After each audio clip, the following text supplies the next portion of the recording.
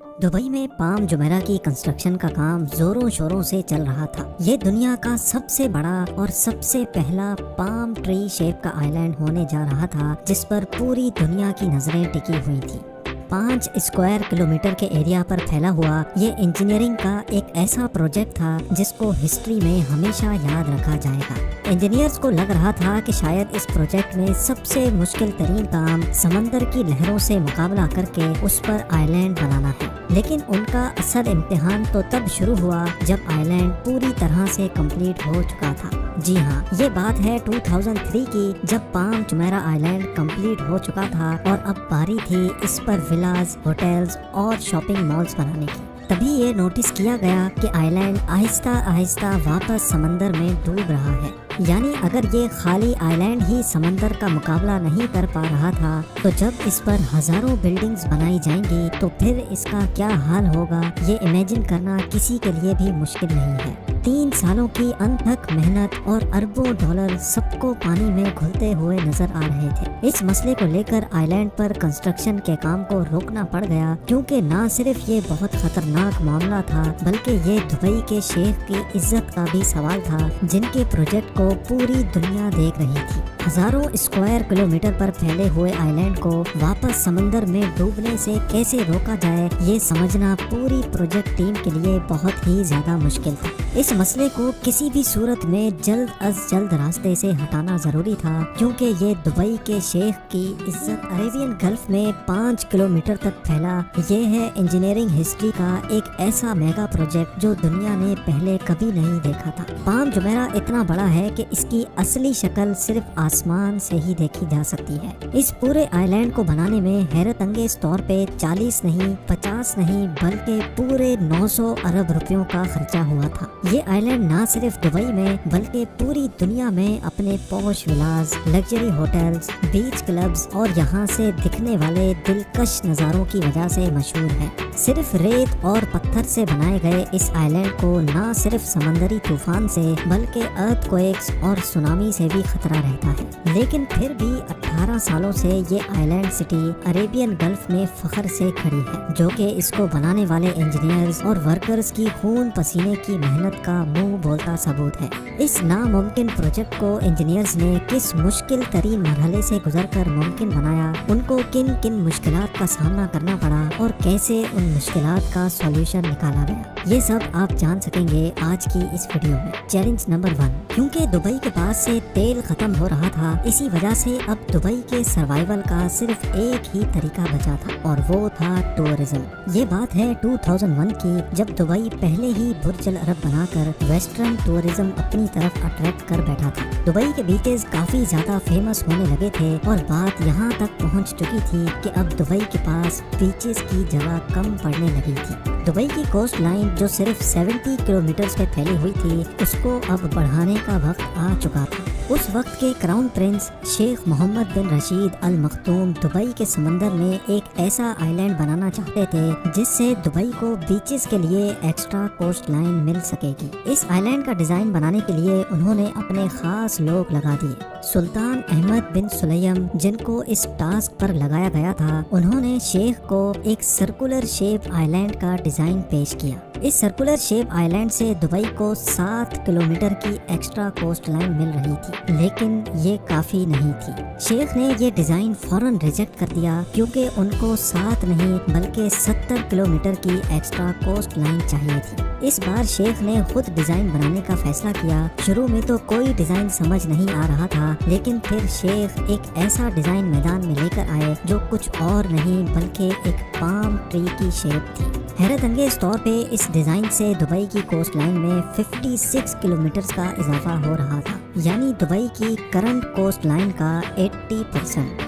कागज पर डिजाइन तो बन चुका था, लेकिन मसला ये था कि आज से पहले किसी ने भी इस शेप का इतना बड़ा आइलैंड नहीं बनाया था। चैलेंज नंबर 2, चैलेंज सिर्फ ये नहीं था कि सिर्फ ये पाम ट्री शेप का आइलैंड बनाना है, बल्कि यहाँ एक पूरी सिटी को भी बसाना था, जिसमें लग्जरी विलास, शॉपिंग मॉल्स, होटल्स और रेस्टोरेंट्स बनाए जाएंगे। जब इंजीनियरिंग एक्सपर्ट से मशवरा लिया गया तो उनका मानना था कि इस आइलैंड को बनाने का सबसे आसान तरीका ये है कि इसको कंक्रीट और स्टील से बनाया जाए। لیکن دبئی کے کراؤن پرنس کچھ اور ہی چاہتے تھے۔ جی ہاں، شیخ کے پاس جو آئیڈیا تھا اس نے انجینئرنگ ٹیم کے چیلنج کو مزید بڑھا دیا تھا۔ وہ چاہتے تھے کہ آئی لینڈ کو پوری طرح سے نیچرل مٹیریل سے بنایا جائے، یعنی یہ آئی لینڈ ریت اور پتھروں سے بنایا جانا تھا۔ ایک اندازے کے مطابق اس پورے پروجیکٹ میں استعمال ہونے والی ریت اور پتھر اتنے زیادہ تھے کہ ان سے 2.5 میٹر اونچی ایک ایسی دیوار بن سکتی ہے جو حیرت انگیز طور پہ پوری دنیا کا ایک گول چکر لگا سکتی ہے۔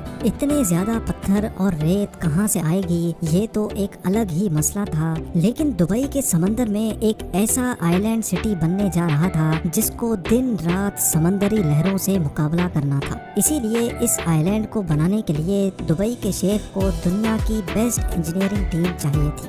اس کام کو انجام دینے کے لیے ہالینڈ کی ایک کمپنی سے کانٹریکٹ کیا گیا۔ سب سے پہلے انجینئرنگ ٹیم کو یہ پلان کرنا تھا کہ پام ٹری شیپ کے آئی لینڈ کو سمندری طوفان اور خطرناک لہروں سے کیسے بچایا جائے گا۔ اس کا صرف ایک ہی سولوشن تھا کہ پام ٹری شیپ کے چاروں طرف سمندر کی لہروں کو روکنے کے لیے پتھروں سے ایک کروڈ شیپ کا آئی لینڈ بنایا جائے، جس کو بریک واٹر بھی کہا جاتا ہے۔ اب ٹائم تھا وہ ساری کیلکولیشنز کرنے کا جس سے یہ معلوم پڑے گا کہ کیا عربین گلف کے اس حصے میں بریک واٹر آئی لینڈ بنایا بھی جا سکتا ہے کہ نہیں۔ سمندر کی لہریں جو کئی فٹ تک اونچی ہوتی ہیں اور جو اپنے بیچ میں آنے والی تمام چیزوں کو نگل بھی سکتی ہیں۔ کیلکولیشن سے معلوم پڑا کہ عربین گلف اس پروجیکٹ کے لیے بالکل پرفیکٹ ہے، کیونکہ گلف کے انٹری پوائنٹ پہ یہ تمام لہریں اپنی پاور کم کر لیتی ہیں۔ لیکن طوفان کا خطرہ ابھی بھی باقی تھا جو اس آئی لینڈ سٹی کو ٹف ٹائم دے سکتا تھا۔ انجینئرز کی ابھی فائنل کیلکولیشنز چل ہی رہی تھی کہ ان پر ایک ایسا پہاڑ توڑ دیا گیا جس سے مقابلہ کرنا بہت ہی زیادہ مشکل تھا۔ چیلنج نمبر 3، وہ مصیبت یہ تھی کہ دبئی کے شیخ نے انجینئرنگ ٹیم کو ریسرچ پر زیادہ ٹائم ضائع کرنے سے منع کر کے جلد از جلد کنسٹرکشن کا کام اسٹارٹ کرنے کا حکم دیا۔ نارملی اس قسم کے میگا پروجیکٹ کو بنانے میں 15 سال لگتے ہیں، لیکن شیخ نے اس پورے آئی لینڈ اور اس پر بنائی جانے والی سٹی کے لیے صرف اور صرف 5 سال رکھے تھے۔ یہ ٹارگٹ ملتے ہی انجینئرنگ ٹیم کی تو جیسے ہوا ہی نکل گئی تھی۔ ایک طرف ان کی ریسرچ کمپلیٹ نہیں ہوئی تھی اور دوسری طرف ان کو یہ پورا پروجیکٹ صرف 5 سالوں میں کمپلیٹ کرنا تھا، جس میں 2.5 سال آئی لینڈ بنانے کے تھے اور بقایا 2.5 سال آئی لینڈ پر بلڈنگز بنانے کے۔ لہٰذا بغیر ٹائم ضائع کیے 2001 میں آئی لینڈ کی آؤٹر وال یعنی بریک واٹر کی کنسٹرکشن کا کام اسٹارٹ کر دیا گیا، یہ جانتے ہوئے کہ فائنل کیلکولیشنز کرنا باقی تھا اور ایک چھوٹی سی بھی غلطی ایک بہت بڑی آفت کو دعوت دے سکتی ہے۔ ابھی انجینئرنگ ٹیم کے کچھ سمجھ آیا ہی تھا کہ ایک خوفناک حادثہ ہو گیا۔ سپٹمبر 2001 میں 9/11 کا افسوسناک واقعہ ہوا اور اس واقعے کی وجہ سے پوری دنیا کو تو جیسے سانپ ہی سونگھ گیا تھا۔ لوگوں نے ڈر کے مارے ٹریول کرنا ہی چھوڑ دیا تھا، خاص طور پہ ویکیشنز کے لیے، اور اس میں سب سے زیادہ نقصان دبئی کا ہو رہا تھا۔ مہینوں کی ریسرچ اور ابھی تک جو لاکھوں ڈالر اس پر خرچ ہو چکے تھے اس کا کوئی فیوچر نظر نہیں آ رہا تھا۔ اس پروجیکٹ پہ کام کرنے والے 1200 فارن انجینئرز کو دبئی میں خطرہ ہونے لگا اور انہوں نے واپس ہالینڈ روانہ ہونے کا پلان بنا لیا، لیکن دبئی کے شیخ نے ان کو سیکیورٹی کا یقین دلایا اور پروجیکٹ کو دوبارہ کنٹینیو کرنے کا حکم دیا۔ چیلنج نمبر 4، نومبر 2001 میں ایک بار پھر سے آئی لینڈ کی آؤٹر وال کا کام اسٹارٹ کر دیا گیا، لیکن مسئلہ یہ تھا کہ پام جمیرہ کے ٹری شیپ کو بچانے کے لیے پہلے آؤٹر آئی لینڈ یعنی بریک واٹر کو بنانا ضروری تھا۔ اس پورے پروجیکٹ کے 2 الگ الگ حصے تھے۔ ایک تو تھا اس کا یہ پام ٹری شیپ جس کو ٹوٹلی ریت سے بنانا تھا۔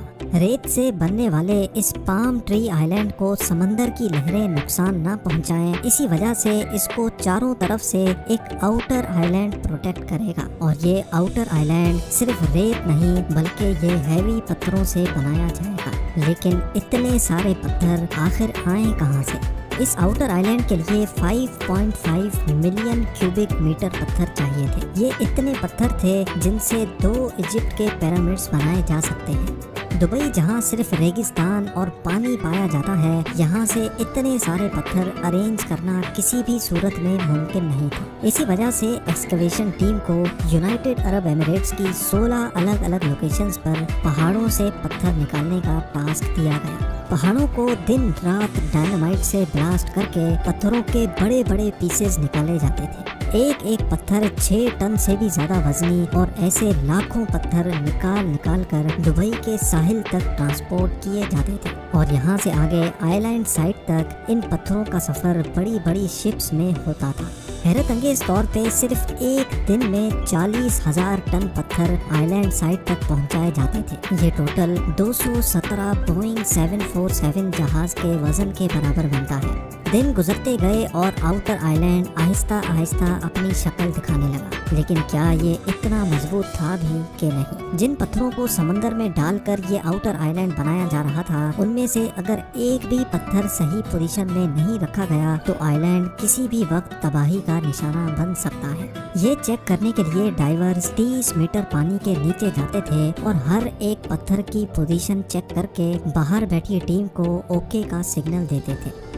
ناظرین، پام جمیرہ کا ٹری جس کو صرف ریت سے بنایا جانا تھا، اس آئی لینڈ میں لگنے والی ریت کا وزن 13 لاکھ ٹن سے بھی زیادہ تھا۔ یہاں وہ ریت استعمال نہیں ہو سکتی تھی جو دبئی کے ریگستان میں پائی جاتی ہے، تو آخر انجینئرنگ ٹیم نے اتنی ساری ریت کا بندوبست کہاں سے کیا؟ اور جب آئی لینڈ پوری طرح سے کمپلیٹ ہونے کے بعد واپس سمندر میں ڈوبنے لگا تو آخر اس مصیبت سے نکلنے کے لیے انجینئرز کو کس حد تک جانا پڑا، یہ سب آپ جان سکیں گے اس ویڈیو کے پارٹ 2 میں۔